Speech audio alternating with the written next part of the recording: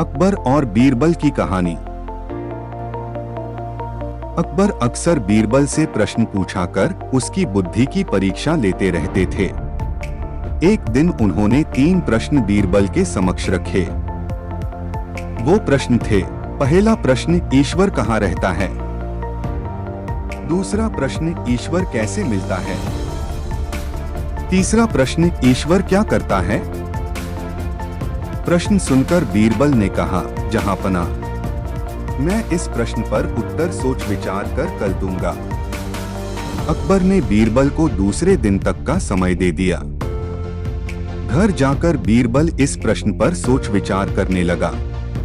पिता को विचारमग्न देख बीरबल के पुत्र से रहा न गया और वह पूछ बैठा, पिताजी क्या बात है? आपने जब से घर में प्रवेश किया है तब से सोच में डूबे हुए हैं। बीरबल ने अकबर द्वारा पूछे गए प्रश्न अपने पुत्र को बताए। प्रश्न सुनकर वह बोला, पिताजी, इस प्रश्नों का उत्तर बादशाह सलामत को मैं दूंगा। आप कल मुझे अपने साथ दरबार ले चलिएगा। बीरबल राजी हो गया। अगले दिन वह अपने पुत्र को साथ लेकर दरबार पहुंचा। बीरबल को पुत्र के साथ आया देख अकबर सहित सारे दरबारी हैरान थे। बीरबल और उसके पुत्र ने अकबर को अदब से सलाम किया। फिर बीरबल बोला, जहांपना, मैंने आपके द्वारा पूछे गए प्रश्न अपने पुत्र को बताए।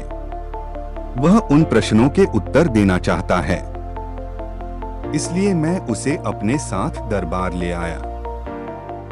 इतना कहने के बाद बीरबल ने अपने पुत्र को अकबर के सामने कर दिया।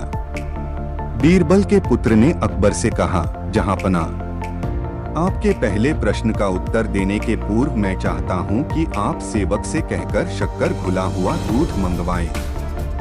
कुछ देर में एक सेवक शक्कर घुला दूध लेकर हाजिर हुआ। बीरबल के पुत्र ने कहा, जहांपना, जरा इस दूध को चखकर बताइए कि इसका स्वाद कैसा है। अकबर ने दूध चखा और बोले, इसका स्वाद मीठा है। क्या आपको इसमें शक्कर दिखाई पड़ रही है? बीरबल के पुत्र ने पुनः प्रश्न किया। नहीं तो वह कैसे दिखाई पड़ेगी? वह तो पूरी तरह से दूध में घुल चुकी है। अकबर बोले, जी हुजूर, ठीक इसी तरह ईश्वर भी संसार की हर वस्तुओं में रचा हुआ है। यदि उनकी खोज करें तो वह हर वस्तुओं में मिलेगा। इसके बाद बीरबल के पुत्र ने दही मंगवाकर अकबर से पूछा, जहांपना, क्या इस दही में मक्खन दिखाई दे रहा है? मक्खन तो दही मथने के बाद ही दिखाई पड़ेगा। अकबर बोले, जी जहांपना, ठीक इसी तरह ईश्वर की प्राप्ति गहन मंथन के उपरांत ही हो सकती है। ये आपके दूसरे प्रश्न का उत्तर है। दोनों उत्तरों से संतुष्ट होने के उपरांत अकबर ने तीसरे प्रश्न का उत्तर पूछा। इस पर बीरबल के पुत्र ने कहा, जहांपना, इस प्रश्न का उत्तर मैं तभी दे पाऊंगा जब आप मुझे अपना गुरु मान लेंगे।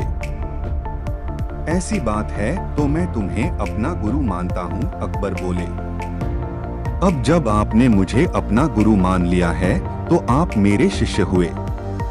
लेकिन गुरु तो शिष्य से ऊंचे स्थान पर विराजमान होता है।